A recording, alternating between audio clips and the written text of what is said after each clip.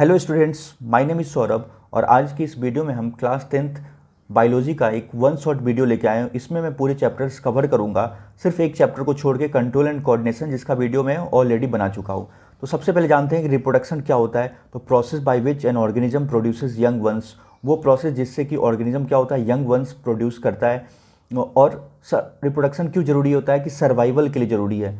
इस वीडियो में जितने भी इंपॉर्टेंट क्वेश्चन है वो भी डिस्कस कर दूंगा, जिसके बोर्ड एग्जाम में कल के आने के चांसेस बहुत ज़्यादा हैं। सो वीडियो को बिना स्किप किए हुए पूरा एंड तक देखिएगा।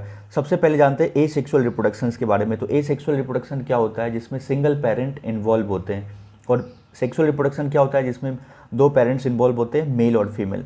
अब ए सेक्सुअल रिप्रोडक्शन में सबसे पहले फिजन है। फिजन क्या होता है कि जैसे कि बाइनरी फिजन जैसे अमीबा में होता है। और फिजन में क्या होता है कि जैसे कि सबसे पहले न्यूक्लियस का साइज़ क्या होता है, वो बड़ा होता है। उसके बाद से साइटोप्लाज्म का डिवीज़न होता है और एक पेरेंट ऑर्गेनिज्म वो क्या होता है, दो टुकड़ों में बट जाता है। तो इसमें आपको यही लिख देना है फिजन में कि पेरेंट ऑर्गेनिजम्स होते हैं वो दो टुकड़ों में बट जाते हैं। सबसे पहले क्या होता है, न्यूक्लियस का डिवीज़न होता है और उसके बाद साइटोप्लाज्म का डिवीज़न होता है और दो आइडेंटिकल इंडिविजुअल्स में बट जाते हैं। उसको बोलते हैं बाइनरी फिजन। एग्जाम्पल में ये सब दे दीजिएगा, अमीबा, पैरामीशियम। मल्टीपल फिजन आएगा तो मल्टीपल फिजन का मेन एग्जाम्पल प्लाज्मोडियम है। तो इसमें क्या होता है कि न्यूक्लियस रिपीटेडली डिवाइड होते रहता है और रिपीटेडली डिवीजन के कारण से बहुत सारे ऑर्गेनिजम्स बन जाते हैं, मतलब एक सिंगल ऑर्गेनिज्म से। अगला है फ्रेगमेंटेशन। तो फ्रेगमेंटेशन क्या होता है कि किसी एक ऑर्गेनिजम्स का डिवाइड होना, टुकड़ों में डिवाइड होना, फ्रेगमेंट्स में। इसका एग्जाम्पल क्या देंगे, स्पाइरोगेरा। नेक्स्ट है रीजेनरेशन। रीजेनरेशन क्या है, तो रीजेनरेशन क्या होता है कि ऑर्गेनिजम्स जो होते हैं वो अपने बॉडी पार्ट से कंप्लीट ऑर्गेनिज्म बन जाते हैं। जैसे कोई एक ऑर्गेनिज्म है, उसका कोई भी एक बॉडी पार्ट कट जाता है, तो मिडिल से कट जाए या नीचे से कट जाए या ऊपर से कट जाए, तो कोई भी एक बॉडी पार्ट से कंप्लीट ऑर्गेनिजम्स कुछ टाइम के बाद बन जाएगा। इसका एग्जांपल क्या दीजिएगा, तो प्लेनेरिया। एग्जांपल एनसीईआरटी में दिया हुआ है, फिगर भी दिया हुआ है, उसको आप ड्रॉ कर सकते हैं, प्लेनेरिया। नेक्स्ट है बर्डिंग। तो बर्डिंग किस में होता है, हाइड्रा और यीस्ट में होता है, हाइड्रा एंड यीस्ट। बर्डिंग में क्या लिखिएगा कि किसी भी ऑर्गेनिज्म में एक बर्ड डेवलप हो जाता है साइड से, और वो बर्ड क्या होता है, आफ्टर मैच्योरेशन कंप्लीट ऑर्गेनिजम्स बन जाता है। इसका भी डायग्राम एनसीईआरटी में आपको मिल जाएगा बर्डिंग का। और इस तरह से आप देख सकते हैं कि इसमें यही होता है कि कोई एक ऑर्गेनिज्म होता है, इसमें साइड से धीरे धीरे बर्ड एक डेवलप होता है और ये बर्ड फिर डिटैच होकर एक कंप्लीट ऑर्गेनिजम्स बन जाता है। तो आपको इसका डायग्राम और इसमें देख लेना होगा कि एग्जांपल्स में बता दिया कि हाइड्रा एंड यीस्ट होता है बर्डिंग में। नेक्स्ट है वेजिटेटिव प्रोपोगेशन। तो वेजिटेटिव प्रोपोगेशन क्या होता है कि जैसे कि स्टेम हो गया, रूट्स हो गया, लीव से कंप्लीट प्लांट्स बन जाते हैं, तो उसको क्या बोलते हैं, वेजिटेटिव प्रोपोगेशन बोलते हैं। जैसे कि गुलाब का फूल है तो उसके डाल तोड़ के भी कंप्लीट पेड़ लगा सकते हैं। तो लिखना क्या है इसमें वेजिटेटिव प्रोपोगेशन में, तो plants can be developed from the its leaves, stem, इन सबसे हम इसको ग्रोथ कर सकते हैं। इसमें भी अलग अलग मेथड्स है, कटिंग, लेयरिंग एंड ग्राफ्टिंग, तो वो सब भी आप एक्सप्लेन इसको कर सकते हैं। जैसे कटिंग में कट कर देते हैं एक ऊपर से डाल, और फिर लेयरिंग में क्या करते हैं, उनके लेयर क्या नीचे आ जाते हैं, ज़मीन में टच करते हैं। फिर ग्राफ्टिंग होता है, मतलब एक प्लांट का ऊपर से कट करके और दूसरा प्लांट उस पर लगा देते हैं, उसको स्टॉक और सियोन बोलते हैं। इसके बाद से स्पोर फॉर्मेशन। तो स्पोर फॉर्मेशन में क्या लिखना है कि स्पोर फॉर्मेशन किस में होता है, राइजोपस में होता है। ये एक सेक्सुअल मेथड ऑफ रिप्रोडक्शन है जिसमें बैक्टीरिया और फंगी में और spores are unicellular body, single cell होते हैं, form by cell division in parent organisms, और सेल डिवीजन से बनते हैं। और after detaching from parent and if the conditions are suitable, अगर पेरेंट से डिटैच होने के बाद अगर कंडीशन सुटेबल होगा, दे जर्मिनेट डायरेक्टली और indirectly into a new individual. Planaria का डायग्राम एनसीईआरटी में दिया हुआ है, आप इस तरह से भी बना सकते हैं। देखिए ये प्लेनेरिया, इसमें क्या होता है, तो देखिए यहाँ पे देखो रीजेनरेशन होता है, तो रीजेनरेशन इन प्लेनेरिया, इसको एक्सप्लेन करने के लिए आएगा। तो एक सिंगल प्लेनेरिया है, ये ऊपर से कटा, एक पार्ट बीच से कट गया, दूसरा और ये नीचे से, तो ये भी कंप्लीट ऑर्गेनिजम्स कुछ टाइम के बाद क्या होता है, बन जाता है। ये डायग्राम आप बना सकते हैं। नेक्स्ट है, ये इंपॉर्टेंट है, फ्लावर का। तो फ्लावर में क्या एक्सप्लेन करेंगे, तो देखिए सिंपल है, मैं बता दे रहा हूँ। जो मेल रिप्रोडक्टिव पार्ट होता है इसको क्या बोलते हैं, स्टेमन, और फीमेल रिप्रोडक्टिव पार्ट को फ्लावर को क्या बोलते हैं, पिस्टिल और कार्पेल भी बोलते हैं। मेल में आप दो पार्ट्स होते हैं, देखिए यहाँ पे एक सबसे ऊपर वाला पार्ट होता है, इसको क्या बोलते हैं, एंथर, और इसके जस्ट नीचे वाला जो पार्ट होता है इसको क्या बोलते हैं, फिलामेंट बोलते हैं। तो ये दोनों पार्ट्स को मिला के क्या बोलता है, स्टेमेन। अगर आपसे पूछता है मेल रिप्रोडक्टिव पार्ट क्या है तो इसको लिखेगा स्टेमेन, फीमेल रिप्रोडक्टिव पार्ट क्या लिखेगा, पिस्टिल और कार्पेल। फीमेल में 3 पार्ट होते हैं और फीमेल रिप्रोडक्टिव पार्ट सेंटर में होता है, ये देख लीजिए। तो इसमें ये क्या है, स्टिग्मा, सबसे ऊपर वाला पार्ट क्या बोलते हैं, स्टिग्मा। इसके जस्ट नीचे वाला स्टाइल और इसके जस्ट नीचे वाला क्या होता है, ओवरी। तो अब इसमें क्या क्या चीज़ होता है, तो देखिए ये तो पार्ट्स है, इनको लेवल करने के लिए आएगा। ये डायग्राम ईजी, आप इसको बना सकते हैं। दूसरा क्या है कि आप क्वेश्चन कैसे है, क्रॉस सेक्शनल डायग्राम इसका बनाने के लिए, तो ये डायग्राम आपको बनाना होगा। नेक्स्ट इन सब के बारे में क्वेश्चंस कैसे पूछ सकता है कि पॉलिनेशन क्या होता है, सेल्फ पॉलिनेशन। तो देखिए पॉलिनेशन क्या होता है, जैसे कि यहाँ पे क्या होता है, पोलन ग्रेन्स होता है, एंथर पे क्या होता है, पोलन ग्रेन्स। तो ये उड़ के किस पे आ जाता है, इस पे आता है, स्टिग्मा पे। तो इसी को बोलते हैं पॉलिनेशन। तो डेफिनेशन क्या लिखेंगे, the transfer of pollen grains from anther to stigma is known as pollination. What is, फिर अगला क्वेश्चन पूछे सेल्फ पॉलिनेशन, क्रॉस पॉलिनेशन, तो क्या लिखेगा कि if the transfer of pollen grains occurs in same flower, इसको क्या बोलेंगे, self pollination. If occurs it in different flowers then it is known as cross pollination. तो इसके बाद से लेवल करने के लिए भी आ सकता है ABC करके, तो वो भी देख लीजिएगा। तो यहाँ से इस पे आता है, तो पोलन ग्रेन्स यहाँ पे कुछ ये लिक्विड फ्लूइड टाइप का होता है, तो यहाँ पोलन ग्रेन्स गिर जाता है और धीरे धीरे अंदर आता है यहाँ पे, और यहाँ पे जाके फर्टिलाइजेशन हो जाता है। इसके बाद से ये डेवलप होता है, यहाँ पे ये ओवरी है, तो इसके बाद से डेवलपमेंट होता है इसका। अगला एक इंपॉर्टेंट क्वेश्चन है, ये डायग्राम देखिए दिया हुआ है NCERT में भी, और इसको आपसे मार्क पूछेगा कि ABC ये क्या रिप्रेजेंट कर रहा है। यहाँ पे जो दिख रहा होगा आपको कि ABC, जो इन सबको आपको बताना होगा ABCD। तो इसमें क्या लिखना है कि देखिए सबसे फर्स्ट क्वेश्चन ये पूछ रहा है, list 2 reasons for the appearance of variation among progeny formed by the sexual reproduction. तो वेरिएशंस क्यों होता है इसमें, तो variations is seen among the progeny form by sexual reproduction because of involvement of 2 different individuals. अगर 2 different individuals का involvement होता है तो उसमें वेरिएशंस होता ही है। सेक्सुअल रिप्रोडक्शन में इसलिए ज़्यादा वेरिएशंस होता है, एसेक्सुअल में ना के बराबर वेरिएशंस। तो यही लिखना है आपको कि 2 डिफरेंट इंडिविजुअल्स का इन्वॉल्वमेंट की वजह से इसमें क्या दिखता है, वेरिएशंस दिखता है। नेक्स्ट है अगला क्वेश्चन, रीजन क्या लिखा, creation of new combination of variants. अगला question, name the parts marked by A in the diagram alongside. तो ए को आपको बताना है कि ए किसको रिप्रेजेंट कर रहा है। तो ध्यान से देखिए, ए सबसे ऊपर इसको रिप्रेजेंट कर रहा है। यहाँ पे जो क्या लिखा हुआ है, ये देखिए पोलन और पोलन ग्रेन्स है, ये जो राउंड है ये क्या है, पोलन ग्रेन्स। तो ए पोलन ग्रेन्स है, और इसके जस्ट नीचे वाला इसको क्या बोलते हैं, ये होता है स्टिग्मा होता है, जो ये जो होता है ये स्टिग्मा। तो यहाँ पे ए पूछा है, ए क्या क्या लिखिएगा, pollen grains. How does a reaches the part B, मतलब ये पूछ रहा है ए जो है बी तक कैसे आया, तो आपको क्या लिखना होगा, it reaches B through the agents. अब पोलन ग्रेन्स कैसे आता है बी पे, तो स्टिग्मा पे, तो इनके एजेंट्स होते हैं, विंड से थ्रू आ जाता है या वाटर के विंड्स के आ सकता है, और कोई बर्ड्स वगैरह हो गया वो सब लेके आ सकती है। तो सेकेंड का आंसर क्या लिखेंगे, it reaches through the agents के थ्रू। तो इसमें क्या लिखेंगे कि जो सी जो है ये पोलन ट्यूब है, पोलन ट्यूब क्या करता है, हेल्प करता है जो मेल गैमेट जो होता है पोलन ग्रेन्स को आगे तक आने में। यहाँ पे बस ये लिख देना है, it helps the pollen grains to reach to the, यहाँ पे पहुँचने में, ओवरी तक पहुँचने में हेल्प करता है। नेक्स्ट है what happens to the mark part D after fertilization is over. तो डी में क्या होगा, तो फर्टिलाइजेशन के बाद क्या बन जाता है, ये एम्ब्रियो बन जाता है, बस ये लिखना है।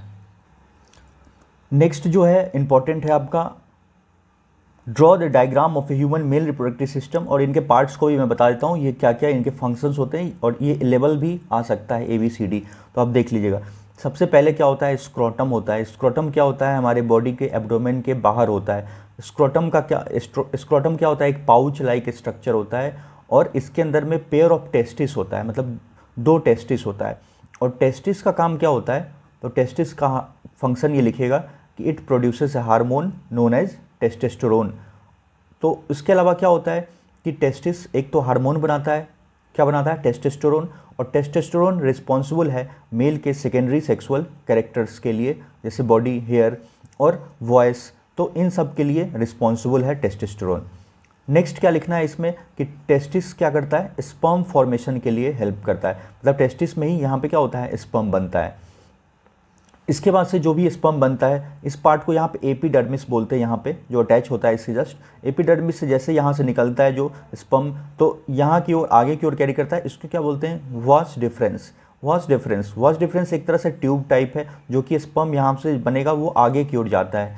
इसके बाद से क्या लिखेंगे, जैसे स्पर्म आगे की ओर जाएगा तो इधर से होते हुए यहाँ पे क्या है कि ब्लैडर है, और एक चीज़ और यहाँ पे देखिए प्रोस्टेट ग्लैंड है और सेमिनल वेसल्स है। तो यहाँ से क्या होता है, न्यूट्रिएंट्स सिक्रीट होता है, न्यूट्रिएंट्स किसको मिलता है, जो स्पर्म को। और इसके बाद से क्या होता है, जो ये सब जो प्रोस्टेट ग्लैंड और सेमिनल वेसल्स होते हैं, एक तो न्यूट्रिएंट देते हैं, दूसरा क्या करते हैं, उनको लिक्विड फॉर्म में, फ्लूइड के फॉर्म में उसको हेल्प करते हैं कि वो आगे की ओर फ्लो कर जाए। और इसके बाद से जो स्पर्म होता है ये आगे की ओर जाता है, और इधर से होते हुए ये क्या है, यूरेथ्रा से होते हुए आगे की ओर निकलता है यहाँ पे, और ये क्या है, पेनिस होता है। और मेल में क्या लिखना है कि एक ही ओपनिंग होता है, सेम ओपनिंग। देखिए यहाँ पे ब्लैडर मतलब यूरिन के लिए भी एक ही है, और यही से क्या है, स्पर्म के लिए, तो मेल में एक ही ओपनिंग तो है। तो इनका फंक्शंस देख लीजिएगा हर एक पार्ट का, और डायग्राम ABCD करके आप अच्छे से इसको देख लीजिएगा, आ सकता है। अगला जो इंपॉर्टेंट है ये डायग्राम है फीमेल का, ये जबकि ज़्यादा इंपॉर्टेंट है, तो इसमें ये डायग्राम्स देख लीजिएगा, NCERT में दिया हुआ है, ठीक से आप देख लीजिएगा उसको। तो डायग्राम में इनका और इनका फंक्शंस आपको सबका पता होना चाहिए कि छोटे छोटे क्वेश्चंस आते हैं इसमें। तो इसमें सबसे पहले मैं आपको बताता हूँ ओवरी क्या होता है। तो फीमेल रिप्रोडक्टिव सिस्टम में पेयर ऑफ ओवरीज होता है, 2 ओवरी होता है। और ओवरी का काम क्या होता है, तो ओवरी क्या होता है कि 2 तरह के हार्मोन बनाते हैं। एक काम क्या होता है, ईस्ट्रोजन और प्रोजेस्टेरोन। तो ईस्ट्रोजन और प्रोजेस्टेरोन तो ये सब रिस्पॉन्सिबल होते हैं फीमेल के चेंजेस के लिए। उसके अलावा फीमेल में changes, voice changes, mammary glands, तो ये सब हार्मोन्स उसके लिए रिस्पॉन्सिबल होते हैं। नेक्स्ट ओवरी से क्या होता है कि यहाँ से क्या होता है कि जो ओवरी का दूसरा काम क्या होता है, जैसे कि एग प्रोड्यूस करना, एग सेल्स या ओवम। तो जो एग यहाँ पे बनता है उसको यहाँ से इधर जाता है यहाँ पे, ये इसको क्या बोलते हैं, फेलोपियन ट्यूब भी बोलते हैं, ये ओविडक्ट या फेलोपियन ट्यूब बोलते हैं। तो एक तो काम हो गया कि आपको समझ में आ गया कि 2 हार्मोन बनाता है ओवरी, ईस्ट्रोजन और प्रोजेस्टेरोन। और दूसरा क्या होता है, एग बनाता है या ओवम बनाता है। आफ्टर प्यूबर्टी ओवरी क्या होता है कि हर एक मंथ एक एग रिलीज करता है आफ्टर 28 to 30 डेज। तो यहाँ से जो एग रिलीज होगा ये कहाँ जाएगा, फिलोपियन ट्यूब में। और जो स्पर्म यहाँ से एंटर होता है किसके, वेजाइना से, सर्विक्स से होते हुए यहाँ पे आके फ्यूज कर जाता है। मतलब अगर आपसे पूछेगा कि फर्टिलाइजेशन कहाँ होता है तो ये लिखिएगा, फिलोपियन ट्यूब और ओविडक्ट, यहीं पे फर्टिलाइज होता है। स्पर्म और ओवम क्या होता है, फ्यूज कर जाता है, और फर्टिलाइजेशन होने के बाद ये क्या हो जाता है कि एक जायगोट बन जाता है। और जायगोट कहाँ पे आता है, यहाँ पे आ जाता है, यहाँ पे आता है। इस प्रोसेस को क्या बोलते हैं, इम्प्लांटेशन। और जायगोट धीरे धीरे क्या होता है, डेवलप होता है यहीं पे, और डेवलप होने के बाद यहाँ पे क्या होता है कि ये ग्रोथ होगा, और इसी को क्या बोलते हैं, यूट्रस बोलते हैं। तो यूट्रस या इसको हम क्या बोलते हैं, मदर्स वॉर्म भी बोलते हैं यहाँ पे। नेक्स्ट चीज़ होता है कि इसमें एक चीज़ और पूछ सकता है कि आपके प्लेसेंटा क्या होता है, और अम्बिलिकल कॉर्ड, ये सब के रिलेटेड। तो प्लेसेंटा के बारे में ये लिखिएगा कि प्लेसेंटा क्या होता है कि एक स्पेशल टिश्यू होता है जो कि कनेक्शन प्रोवाइड करता है between embryo and uterine wall. एक तरह का टिश्यू होता है। It act as an endocrine gland, ये एक तरह का इंडोक्राइन ग्लैंड का काम करता है। इनका काम क्या क्या है, तो देखिए सिंपल से लैंग्वेज समझ लीजिए कि it possesses villi that increase the surface area for absorption of nutrients. मतलब इसके अंदर में क्या होता है, विली होता है जो कि सरफेस एरिया को बढ़ाता है न्यूट्रिएंट्स के। और दूसरा क्या लिखेंगे, it facilitates the passage of nutrition and oxygen to embryo from mother through the blood. मतलब ये क्या करता है कि हेल्प करता है कि न्यूट्रिशन, ऑक्सीजन और इन सबको मदर से, from oxygen to embryo from mother through the blood. Next इसका एक दो कि वेस्ट वगैरह रिमूवल भी इसी के थ्रू होता है, ये हेल्प करता है। और अम्बिलिकल कॉर्ड भी होता है। देखिए अम्बिलिकल कॉर्ड क्या होता है, मदर से डायरेक्ट कनेक्टेड होता है बच्चों में। नेक्स्ट इसी पे एक और क्वेश्चन आता है कि मेंस्ट्रुएशन साइकिल क्या होता है, उनको एक्सप्लेन करिए, व्हाई मेंस्ट्रुएशन अकर्स। तो इसके लिए क्या लिखना होगा आपको कि आफ्टर प्यूबर्टी हर एक मंथ क्या होता है, 1 एग रिलीज होता है। तो इफ़ द एग, अगर सपोज कि यहाँ से जो एग रिलीज हो रहा है, अगर ये एग क्या होता है, फर्टिलाइज नहीं हो पाता है, मतलब स्पर्म से फ्यूज नहीं हो पाता है, तो उस टाइम के बाद क्या होता है, यहाँ पे कुछ ब्लड लाइनिंग्स वगैरह बन जाता है, और ये ब्लड लाइनिंग्स क्या होता है, वो ब्रेक डाउन होता है, और इसी को बोलते हैं मेंस्ट्रुएशन साइकिल।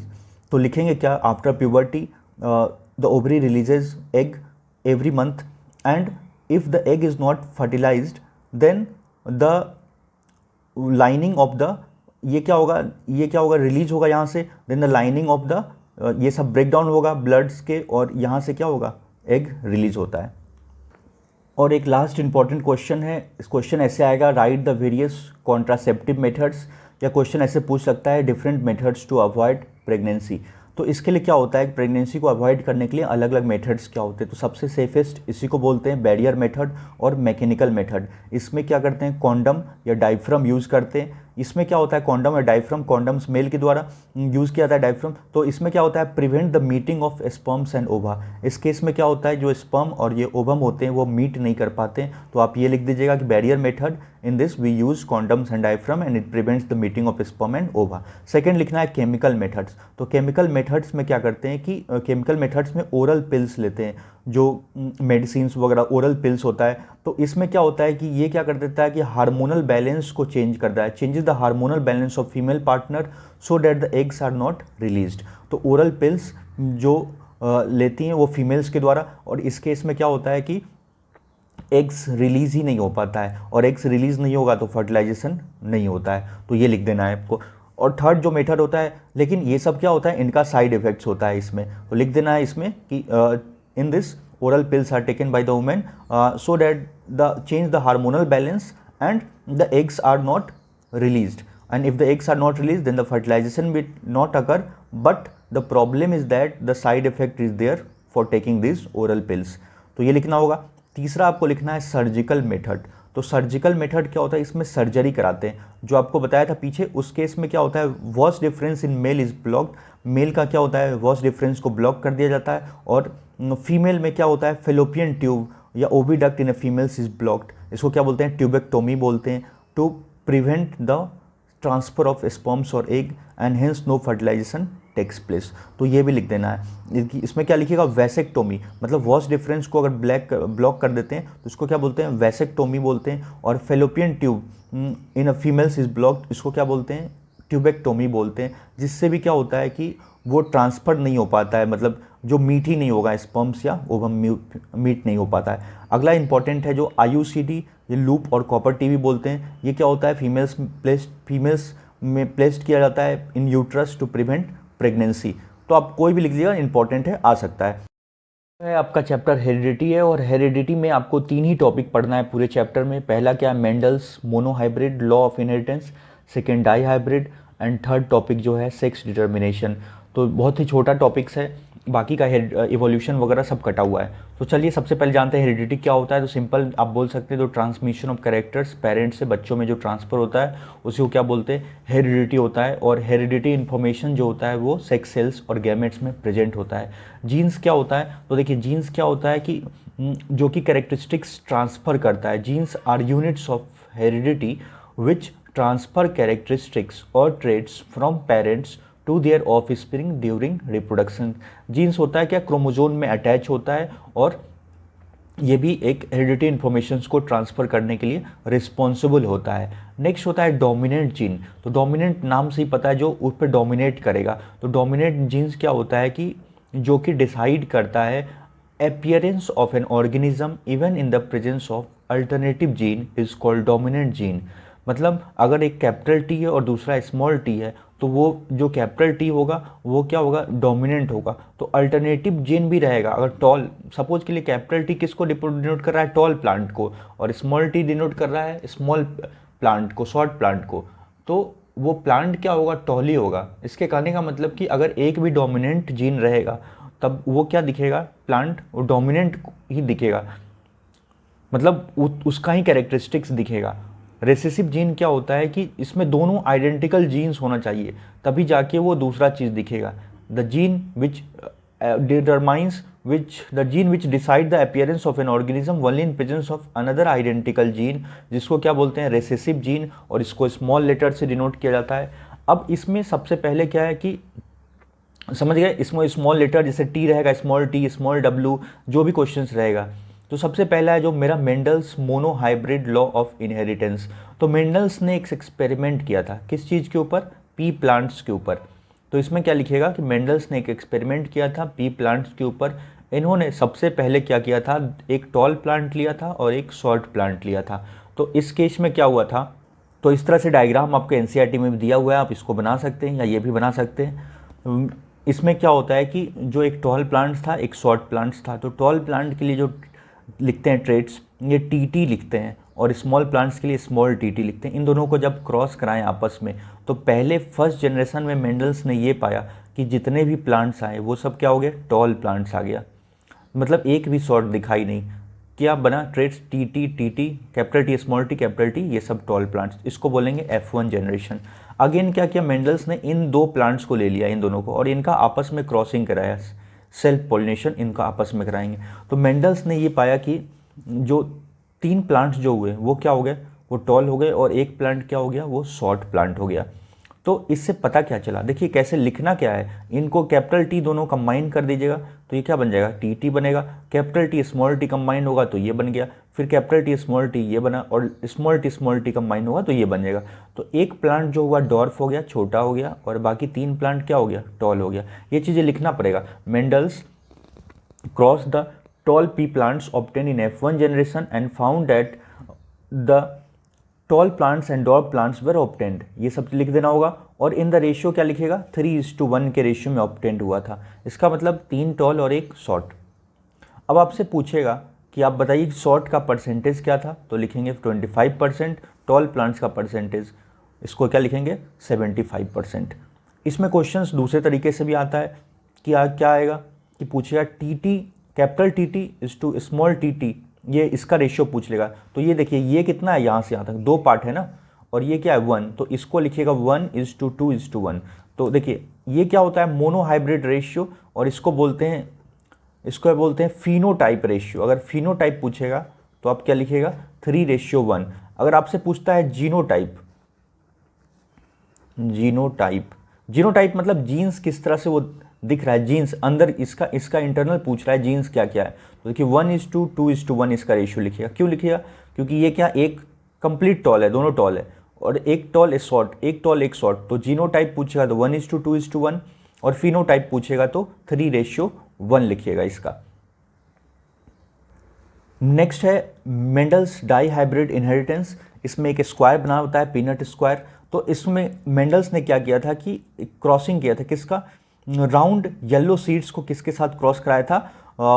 कि अलग अलग बुक में कहीं कहीं क्या लिखा हुआ है, रिंकल्ड येलो सीड्स, और एनसीईआरटी में रिंकल्ड येलो, और दूसरे इस चांद की बुक में राउंड येलो सीड्स लिखा हुआ है। तो अलग अलग बुक्स में अलग है, लेकिन इसमें एक चीज़ क्लियर है कि दोनों बुक में ये चीज़ लिखा हुआ है कि आफ्टर क्रॉसिंग कराने में जो अगले जो जनरेशन में जो ऑब्टेंड हुआ था उसमें क्या होता है, राउंड येलो ही सीड्स ऑब्टेंड हुआ था।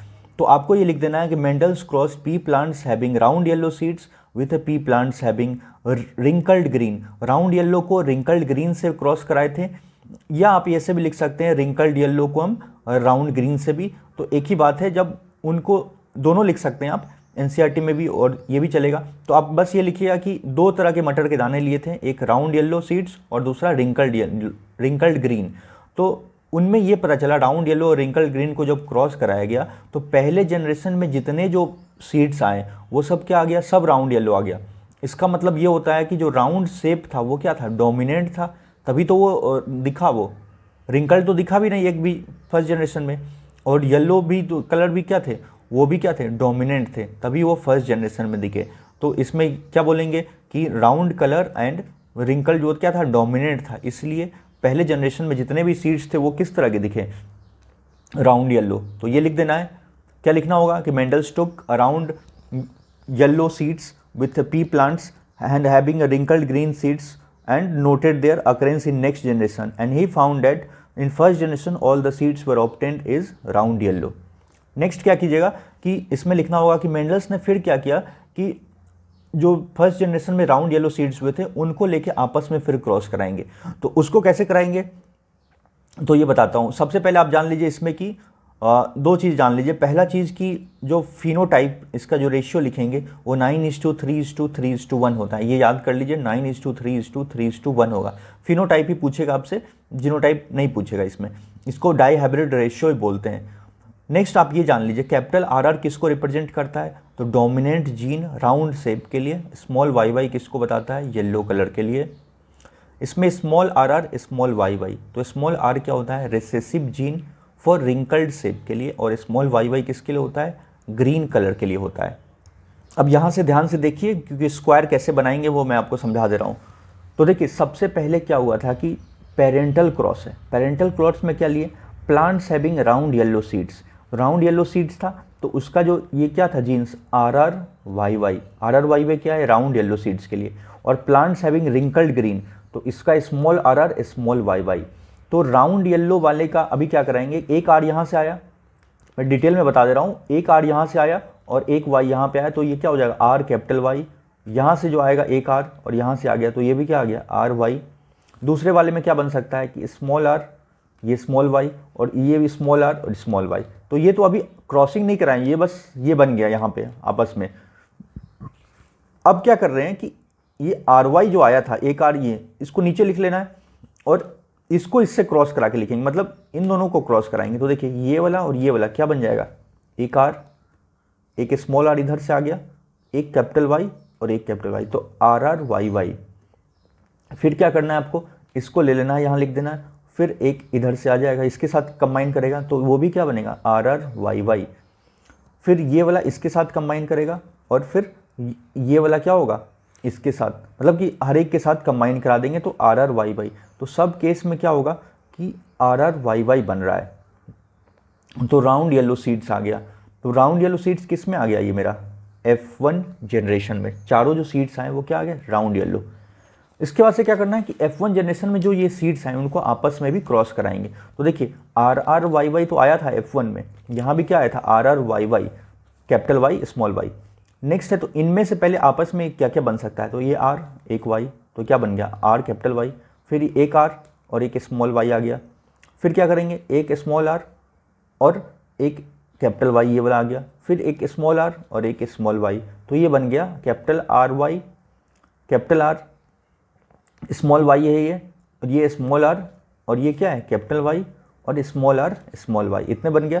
सेम उसमें भी वही बनेगा, सेम उसी तरीके से। अब आपको क्या करना है, ये बनाने के बाद ये क्या बना, F1 जनरेशन के बाद हमें ये मिला, ये चीज़ें मिला, इसको एक साइड लिख लीजिए जैसे ये लिखा हुआ है और दूसरे साइड में ये लिख लीजिए। ये लिखने के बाद आप क्या कीजिएगा कि बहुत सिंपल है, इसको इससे मल्टीप्लाई करते जाइए, तो RR कैपिटल Y, फिर इसको इससे मल्टीप्लाई करेंगे तो कैपिटल R और यह कैपिटल R स्मॉल y। इस तरह से इसको आपको मल्टीप्लाई करते जाना, इसको इससे में कीजिए तो ये बस इसको इससे कर दीजिए तो RRYY, तो इस तरह से लिख लेना है यहाँ पे। अब आपको इसमें देखना है कि जो सीड्स कितने राउंड येलो हो गए ना, कितने रिंकल्ड येलो, तो आप काउंट कीजिएगा, टोटल 9 आएंगे ऐसे राउंड येलो, 1 2 3 4 5 6 7 8 है ना 9 राउंड येलो के 9 आते हैं। उस तरह से बाकी के 3 आएंगे और एक 1 आएगा। एक 1 कौन सा आता है, तो एक ही है 1, मतलब कौन सा है, रिंकल्ड ग्रीन। अब ये सब हम पता कैसे कर रहे हैं कि राउंड येलो क्या आया, तो राउंड येलो पता करने के लिए आप एक चीज़ ध्यान दीजिए कि जब भी एक भी कैपिटल R आ गया तो उसका शेप क्या लिखेंगे, राउंड। पूरे में एक भी कैपिटल R आ गया कहीं भी तो उसका शेप क्या होगा, राउंड। और एक भी कैपिटल Y आ गया तो क्या दिखेगा, येलो कलर का, बस ये जान लेना है। एक भी कैपिटल R कहीं भी आपको दिख रहा है तो उसका क्या लिखेगा, राउंड, और एक भी कैपिटल Y आ गया तो क्या लिखेगा, येलो। तो इस तरह से ये सब लिख लीजिएगा, राउंड येलो जहाँ भी। और दोनों स्मॉल y, देखो रिसेसिव होना चाहिए तभी जाके क्या दिखेगा, ग्रीन दिखेगा। तो इस केस में दोनों स्मॉल y लिखेंगे तो क्या दिखेगा, राउंड ग्रीन। और दोनों स्मॉल r और स्मॉल y दिखा, इसमें क्या हो गया, दोनों रिसेसिव है तो इसको क्या बोलेंगे, रिंकल्ड। शुरू में बताया था रिंकल्ड और ग्रीन, तो ये इस तरह से दिखेगा। तो इसको बस आपको काउंट करके लिख देना, और यही रेशियो तो मेरा आता है 9:3:3:1। तो मेंडल्स ने ऐसे बहुत सारे मटर के दाने लिए थे, 556 के अप्रॉक्स एनसीईआरटी में दिया हुआ है, वो नीचे एक टेबल आप देख लीजिएगा। तो उसके बाद से ये रिजल्ट पाया गया, तो उनका रेशियो निकाल लिए थे यहाँ पे। अब ये लास्ट टॉपिक है सेक्स डिटर्मिनेशन। आई होप ये आपको पता ही होगा, बहुत सिंपल है। सेक्स डिटर्मिनेशन कैसे करते हैं, मेल ही होगा या फीमेल होगा। तो जो मेल जिसमें डिटरमाइन करते हैं उसको, ये सब आप लिख दीजिएगा। नोट्स चाहिएगा तो मैं टेलीग्राम पे डाल दूंगा, टेलीग्राम से आप नोट्स ले लीजिएगा। टेलीग्राम चैनल का लिंक मैं डिस्क्रिप्शन के लिंक में दे दूंगा। नेक्स्ट है, जैसे कि देखिए सिंपल सी बात है, मदर्स एग और फादर्स स्पर्म। तो मैं आपको सिंपल बता देता हूँ, जितने भी जो मदर्स साइड होता है वो क्या होता है, एक्स होता है मदर्स में एक्स, और फादर्स में क्या होता है, एक्स वाई। तो अदर स्पर्म में अगर मदर्स स्पर्म में एक्स है और फादर्स के भी स्पर्म में क्या हो रहा है, एक्स आ जा रहा है, तो जो चाइल्ड ऑब्टेंड होगा वो गर्ल चाइल्ड होगा या फीमेल चाइल्ड। अगर मदर्स का एक्स होगा और फादर साइड से क्या आ जाए, वाई आ जाए, तो एक्स वाई अगर कंबाइंड होगा तो चाइल्ड ऑब्टेंड क्या हो जाएगा, मेल चाइल्ड हो जाएगा। देखिए एक इम्पॉर्टेंट क्वेश्चन है, इसमें ये दिया हुआ है कि एक पी प्लांट है जिसका ब्लू कलर है। A P plant with blue colour flower denoted by, किसको, ब्लू को किससे डिनोट कर रहे हैं, कैपिटल बी को। इसको क्रॉस करा रहे हैं किससे, वाइट फ्लावर से, जिसका कलर क्या है, स्मॉल डब्ल्यू। तो आपसे क्वेश्चन पूछ रहा है कि what is the expected colour of flower in F1 generation. तो जो डोमिनेंट होता है वही कलर दिखता है। F1 जनरेशन में जैसे टॉल में दिखे थे, टॉल और शॉर्ट को क्रॉस कराए तो क्या दिखा था, टॉल दिखा था सब प्लांट्स।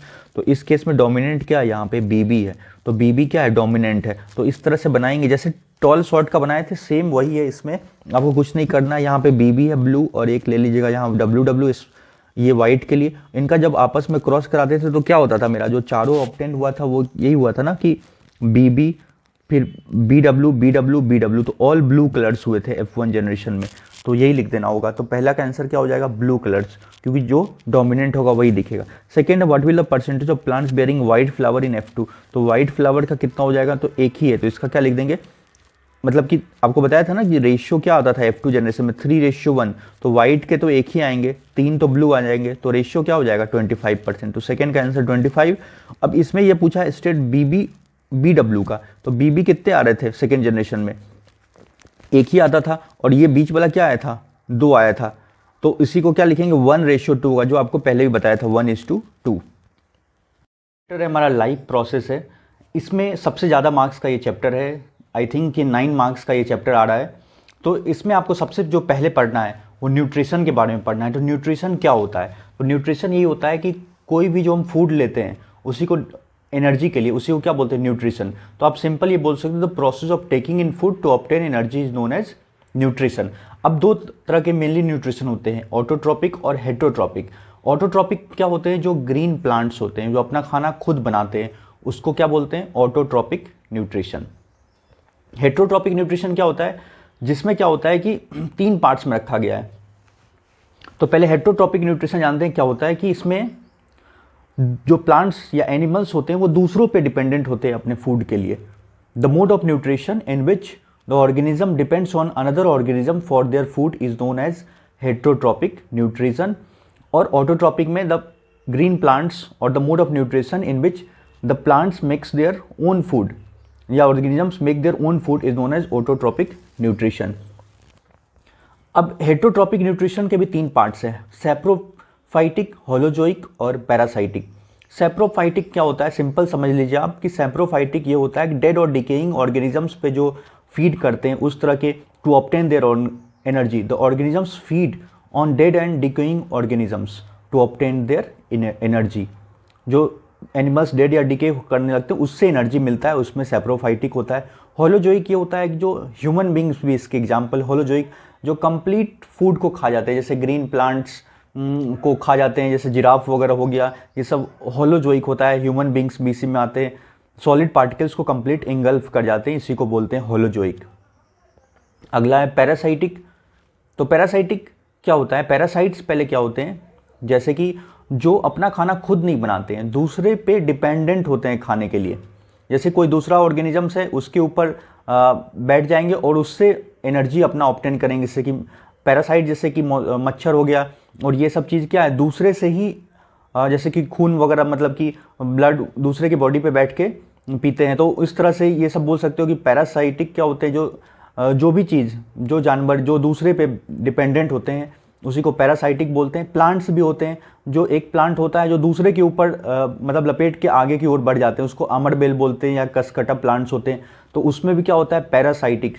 ह्यूमन के अंदर भी पैरासाइट्स होते हैं, राउंड वॉर्म्स वगैरह जो होते हैं स्टोमक के अंदर, तो अपना खाना खुद नहीं बनाते हैं, हमारे से ही ऑब्टेन करते हैं। तो ये मेन टाइप्स ऑफ न्यूट्रिशन है, आपको पढ़ना है इनके बारे में।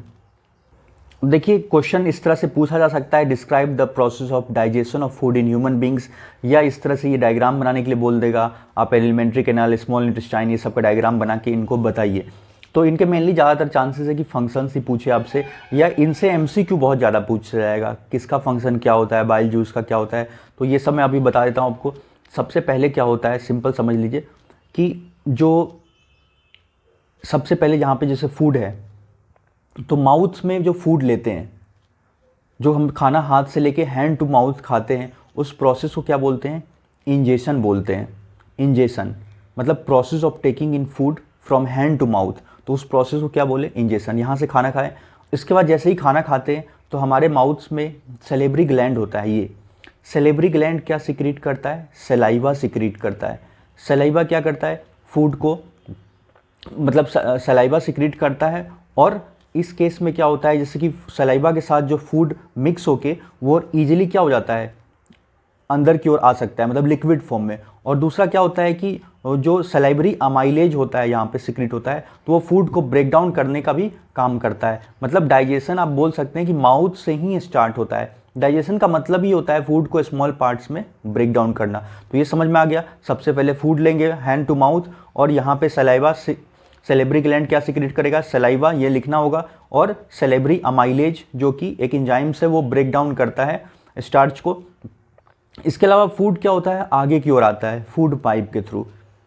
समझ में आ रहा है, फूड पाइप से फूड आगे आएगा। फूड कहाँ जाएगा, स्टोमक के अंदर आएगा। स्टोमक में 3 चीज़ें होती है, याद रखिएगा। पहला चीज़ होता है स्टोमक के अंदर में, जैसे फूड आएगा यहाँ पे, तो आप इसमें 3 चीज़ जान लीजिए कि एक होता है HCl, पेप्सिन और म्यूकस। अब इनका फंक्शंस पूछेगा तो एक एक करके मैं बता रहा हूँ। HCl का फंक्शन क्या होता है, HCl किसी चीज़ को, हाइड्रोक्लोरिक एसिड है तो वो चीज़ को, मीडियम को क्या बनाता है, एसिडिक बनाता है। तो याद रखिएगा। दूसरा फंक्शन HCl का क्या बोलेंगे, HCl kills the bacteria. HCl क्या करता है, बैक्टीरिया को मारने का काम करता है। तो 2 फंक्शंस याद रहेगा। इसके अलावा HCl किसी चीज़ को एसिडिक बनाएगा, जिसकी वजह से इसमें क्या होता है, एक पेप्सिन एंजाइम होता है, वो काम करने लग जाता है।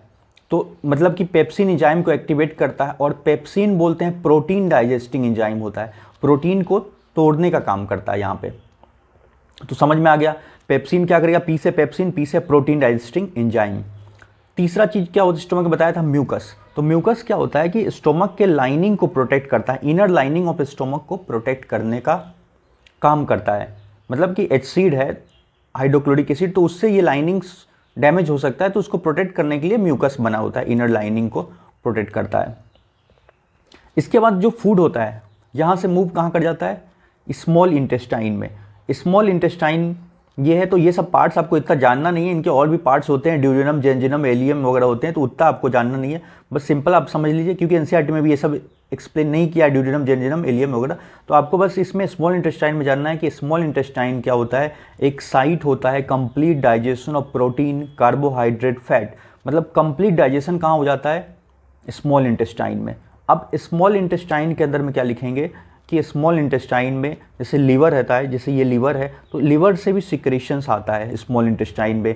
और लीवर क्या सिक्रेट करता है, तो आप लिखिए कि लीवर जो होता है वो बाइल जूस सिक्रेट करता है। बाइल जूस, बाइल जूस क्या करता है, किसी भी चीज़ को बेसिक बनाता है। जो फूड आता है इधर से वो एसिडिक रहता है, तो बाइल जूस क्या करता है, लिखिएगा बाइल जूस का फंक्शन कि bile juice makes food basic. दूसरा इसमें क्या लिख दीजिएगा, बाइल्स जो साल्ट्स होते हैं वो फैट को ब्रेक डाउन करने का भी काम करते हैं। Bile salts break down the emulsified fats. इसके अलावा क्या होता है कि देखिए यहाँ पे लिखा हुआ भी है। इसके अलावा क्या होता है, लीवर सीक्रेट्स बाइल जूस, ये तो बता ही दिया। उसके बाद से पैनक्रियाज क्या होता है, तो पैनक्रियाज क्या करता है, पैनक्रिएटिक जूस को सिक्रीट करता है। और पैनक्रिएटिक जूस, इसके अलावा क्या लिखना है कि liver secrets bile juice pigments and pancreas secret pancreatic juice. Pancreatic juice क्या करता है, डाइजेस्ट करता है प्रोटीन, कार्बोहाइड्रेट और फैट को भी।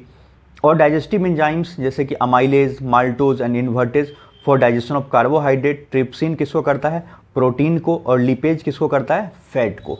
तो ये याद रख लीजिएगा, ट्रिप्सिन किसको, प्रोटीन को, लिपेज फैट्स को करता है। इसके अलावा एक चीज़ और लिख लीजिएगा, यहाँ पे क्या होता है कि विली भी होता है। विली क्या काम करता है कि सरफेस एरिया ऑफ एब्जॉर्प्शन को बढ़ाता है, मतलब ज़्यादा से ज़्यादा चीज़ों को एब्जॉर्ब करता है। और अनएब्जॉर्ब फूड क्या होता है, वो हमारे बॉडी से आउट हो जाता है, जिसको क्या बोलते हैं, इजेशन बोलते हैं।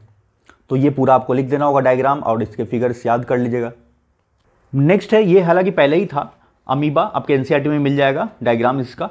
तो अमीबा के क्वेश्चन आएगा कि explain the process of nutrition in amoeba. तो इसको कैसे एक्सप्लेन करेंगे, तो देखिए मेनली क्या होता है कि इसमें 4-5 स्टेप्स है, इसको आपको लिख देना पड़ेगा। सबसे पहले क्या लिखेंगे, मैं क्लियर बता दे रहा हूँ कि अमीबा में क्या होता है कि एक स्यूडोपोडिया होता है। इसको क्या बोलते हैं, स्यूडोपोडिया।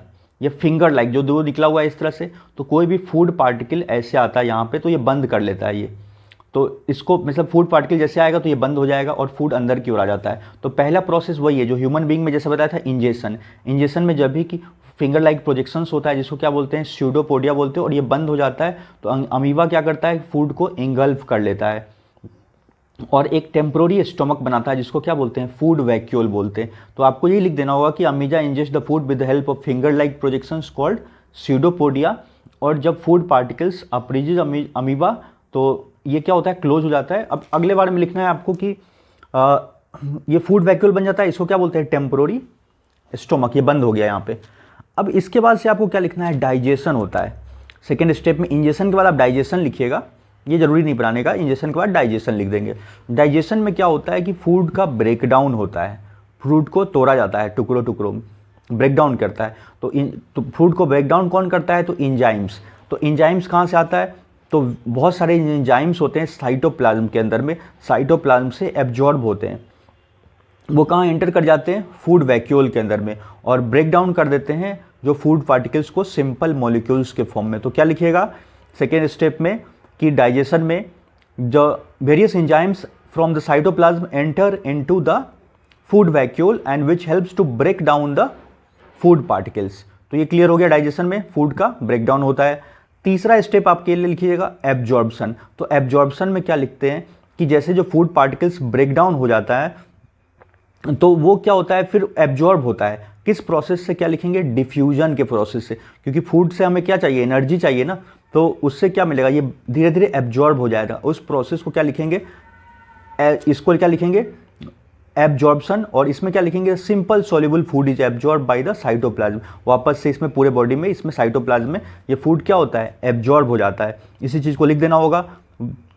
और इसके बाद से क्या लिखेंगे, वो प्रोसेस को भी लिख देना होगा डिफ्यूजन के थ्रू। एब्जॉर्प्शन हो गया, अगला स्टेप में क्या लिखना पड़ेगा आपको, एसिमिलेशन, और डायग्राम्स बना लीजिएगा याद से। एसिमिलेशन, एसिमिलेशन क्या होता है, जो भी फूड यहाँ पे एब्जॉर्ब हुआ उससे हमें एनर्जी चाहिए, तो कुछ जो फूड एब्जॉर्ब होगा उससे क्या मिलेगा, हमें एनर्जी। तो यहाँ लिखेंगे, और कुछ उसके एनर्जी के लिए और कुछ ग्रोथ के और रिपेयर के लिए यूज होता है। बस सिंपल ये लिखना है कि इन एसिमिलेशन आप ऐसे लिख दीजिएगा, some food is use to obtain energy and some food is use to for the growth and repair of the amoeba. और कुछ जो अनअब्जॉर्ब फूड होगा तो वो क्या होगा, ये अमीबा फट जाता है इधर साइड से, और इधर से क्या होता है, इजेशन हो जाता है। तो लास्ट स्टेप में लिख देगा unabsorbed food is egested from the amoeba. जैसे यहाँ पे लिखिएगा, ऐसे स्टेटमेंट लिख दीजिएगा, जब considerable amount of undigested food collected हो जाता है अमीबा के अंदर में, तो उसके सेल मेम्ब्रेन क्या होते हैं, रप्चर हो जाते हैं, फट जाते हैं, और थ्रोज आउट अनडाइजेस्टेड फूड को बाहर फेंक देता है। तो ये लिखना होगा अमीबा में। अगला टॉपिक है रेस्पिरेशन। ये साइकिल बहुत इंपॉर्टेंट है, इससे एक आध क्वेश्चन रहेगा, तो आप अच्छे से देख लीजिए। एनसीईआरटी में भी डायग्राम मिल जाएगा आपको, रेस्पिरेशन जहाँ से टॉपिक शुरू हुआ है, रेस्पिरेशन साइकिल। तो इसमें क्या होता है, रेस्पिरेशन और ब्रीथिंग। पहला चीज़ आपको बता दो, रेस्पिरेशन और ब्रीथिंग में क्या अंतर होता है।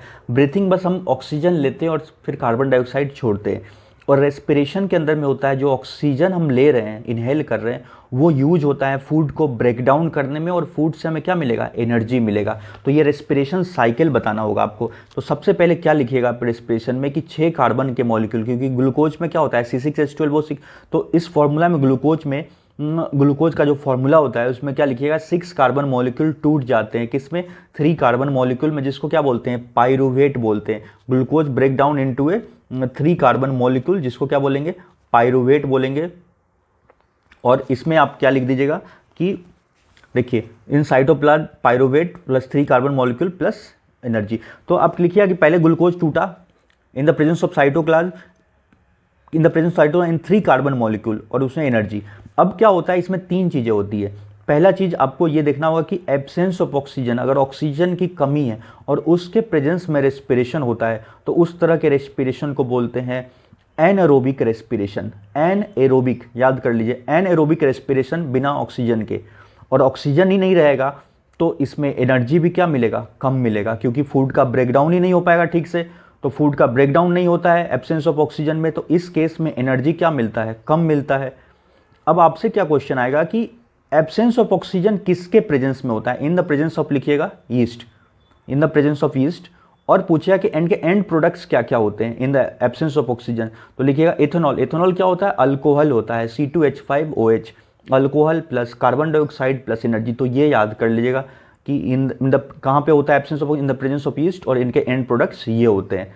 Next, lack of oxygen. Oxygen की अगर कमी हो जाती है तो ये क्या होता है? मसल फटीक होता है। जैसे आप देखते हो कि कोई एथलीट्स दौड़ रहा है तो एकदम से पैर क्या होता है? खिंच जाता है, वो बैठ जाता है, तो पैर के मसल मतलब खिंचाव हो जाता है। वो क्यों होता है? क्योंकि ऑक्सीजन की कमी हो जाती है। हम दौड़ते हैं तो ऑक्सीजन ज़्यादा चाहिए और ऑक्सीजन कम मिलेगा, सेल्स तक पहुंचेगा नहीं, तो मसल क्या होता है? वो खिंच जाता है, उसी को मसल फटीग भी बोलते हैं। और वो अब क्या लीजिएगा, लैक ऑफ ऑक्सीजन कहाँ होता है? मसल सेल्स में, और इस केस में क्या होता है? लैक्टिक एसिड बन जाता है प्लस एनर्जी। तो यही आपसे लिखना पड़ेगा कि बस यही पूछेगा आपसे कि कहाँ पे होता है लैक ऑफ ऑक्सीजन, तो मसल सेल्स के अंदर में, और क्या बनता है? तो लैक्टिक एसिड और एनर्जी। नेक्स्ट है प्रेजेंस ऑफ ऑक्सीजन। तो पूछा कि प्रेजेंस ऑफ ऑक्सीजन किसके प्रेजेंस में रेस्पिरेशन होता है? इन द प्रेजेंस ऑफ ऑक्सीजन, तो माइटोकॉन्ड्रिया के प्रेजेंस में, और इसमें क्या बनता है? कार्बन डाइऑक्साइड, वाटर और एनर्जी। तो मेनली आपको ये याद रखना है कि इसके ऐसे क्वेश्चन आएगा कि एंड प्रोडक्ट्स क्या है एरोबिक रेस्पिरेशन के, एनएरोबिक। ये एब्सेंस ऑफ है, तो एनएरोबिक रेस्पिरेशन के एंड प्रोडक्ट्स क्या है? Ethanol, CO2, energy. एरोबिक कब बोलेगा तो आप लिख लीजिएगा CO2, H2O और एनर्जी। तो इन दोनों में एक चीज़ देखिए कि सिर्फ याद कीजिए कि बिना ऑक्सीजन का अल्कोहल रहेगा, बिना ऑक्सीजन का अल्कोहल रहेगा, है ना, और एब्सेंस ऑफ ऑक्सीजन, और ऑक्सीजन रहेगा तो कार्बन डाइऑक्साइड रहेगा, H2O रहेगा, एनर्जी रहेगा। बाकी ये दोनों में सेम है, फ़र्क इतना इथेनॉल है बिना ऑक्सीजन का, एब्सेंस ऑफ ऑक्सीजन में इथेनॉल। तो ये साइकिल अच्छे से देख लीजिए, प्रैक्टिस कर लीजिए, इससे एक आध क्वेश्चन चांसेस आ सकता है। एक और इंपॉर्टेंट क्वेश्चन जो पहले ही था आपके एनसीईआरटी में दिया हुआ, ये फिगर दिया होगा, तो इसमें आपसे क्वेश्चंस पूछेगा। एक तो नेमिंग पूछ सकता है इसमें, तो ये क्या क्या है तो याद कर लीजिए। फिगर ये क्या है? गार्ड सेल्स बोलते हैं, ये किडनी टाइप सेल्स होता है, गार्ड सेल्स।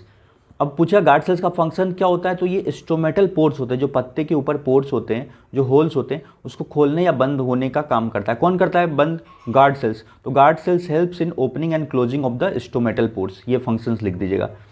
अब क्या होगा? गार्ड सेल्स स्वेल हो जाता है, जब इसके अंदर पानी भर जाता है तो गार्ड सेल्स क्या होता है? स्वेल हो जाता है। और गार्ड सेल्स क्या होता है कि श्रिंक हो जाता है। गार्ड सेल्स श्रिंक हो जाता है, जब इसके अंदर के पानी सब बाहर आ जाएंगे तो गार्ड सेल्स क्या होगा? वो श्रिंक हो जाएगा। मतलब ऐसे समझ लीजिए कि जब भी पानी भरेगा तो गार्ड सेल्स के पोर्स क्या होते हैं? ये खुल जाते हैं, है ना। और जब पानी इससे बाहर हो जाएगा तो गार्ड सेल्स के पोर्स क्या होंगे? बंद हो जाते हैं। तो ये क्लोज्ड पोर का दिखा रहा है, ये ओपन पोर का, और इसको बोलते हैं क्लोरोप्लास्ट, ये न्यूक्लियस। तो ये सब डायग्राम देख लीजिएगा। नेक्स्ट है ह्यूमन रेस्पिरेटरी सिस्टम। तो देखिए रेस्पिरेटरी सिस्टम के बारे में सिंपल मैं समझा दे रहा हूँ आपसे, क्या क्या क्वेश्चंस पूछा जा सकता है। सबसे पहले हम सांस लेते हैं, ऑक्सीजन इनहेल करते हैं। ऑक्सीजन जब इनहेल करते हैं तो क्या होता है कि हमारे नोज़ में बहुत सारे हेयर्स होते हैं, तो वो हेयर्स क्या करते हैं? एक तरह का फिल्टर का काम करते हैं। It helps in filtering the oxygen, और वो ऑक्सीजन क्या हो? आगे की ओर बढ़ता है। तो सबसे पहले ये लिखना है कि फर्स्ट इनहेल करते हैं ऑक्सीजन, और ऑक्सीजन आगे की ओर जाता है, और वो कैसे जाता है? तो नोस्ट्रिल्स, फिर नेसल पैसेज से होते हुए ऑक्सीजन कहाँ बढ़ता है? आगे की ओर जाता है, और इसको आप लिख दीजिए ऑक्सीजन आगे की ओर, इसको बोलते हैं फेरिंग्स। और फेरिंग्स से आगे फिर क्या है? यहाँ पे विंड पाइप है, विंड पाइप को ट्रैकिया बोलते हैं। तो यहाँ से एक क्वेश्चन आएगा कि विंड पाइप जो होता है ना, इसमें ये रिंग्स बना हुआ है, अगर रिंग्स नहीं रहेगा तो क्या होगा? What is the function of rings of cartilage?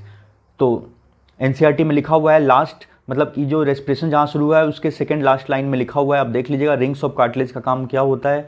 तो रिंग्स ऑफ कार्टिलेज ये होता है कि ये विंड पाइप को कोलैप्स होने से बचाता है। मतलब ऐसा नहीं कि रिंग्स नहीं बना रहेगा ना, तो ऑक्सीजन इधर से जाएगा, और ऑक्सीजन जाने के बाद ये रिंग्स नहीं रहेगा तो ये चिपक जाएगा पाइप, तो पाइप ही बंद हो जाएगा तो फिर ऑक्सीजन जाएगा कैसे? तो ये रिंग्स बना हुआ है, रिंग्स मतलब प्रिवेंट करता है। तो बस ये लिखिएगा कि ट्रैकिया जो होता है या विंड पाइप में rings of cartilage, its function is to prevent the collapse of the wind pipe, collapse नहीं करे। इस समझ में एंटर कर रहा है, जो ऑक्सीजन एंटर करेगा तो इस चीज़ को क्या बोलते हैं? ब्रोंकी बोलते हैं, ब्रोंकी। यहाँ ब्रोंकस प्लूरल लिखा हुआ है, ये सब क्या है? ब्रोंकी है, ये ब्रोंकी है, ये जो दो निकला हुआ है ये सब क्या है? ब्रोंकी। यहाँ से फिर जा रहा है, ये जो लाइनिंग्स है इसको क्या बोलते हैं? ब्रोंकियोल्स बोलते हैं। देखिए यहाँ पे एरो करके लिखा हुआ भी है, यहाँ पे ये ब्रोंकियोल्स है। और इससे जो कनेक्टेड होते हैं जो छोटे छोटे, इसको बैलून लाइक स्ट्रक्चर होता है, इसको क्या बोलते हैं? एल्वियोली बोलते हैं। एल्वियोली, एल्वियोलाई प्रोनाउंस करते हैं। ये क्या होता है कि यहाँ पे एक बैलून की तरह होता है, ये फूल जाता है जब भी ऑक्सीजन यहाँ पे आएगा, और यहीं पे क्या होता है? गैसियस एक्सचेंज भी होता है यहीं से। मतलब कि जो ऑक्सीजन आया तो एल्वियोली क्या होता है? बैलून लाइक स्ट्रक्चर होता है, और ये स्वेल होता है, मतलब फूल जाता है जब भी ऑक्सीजन आएगा।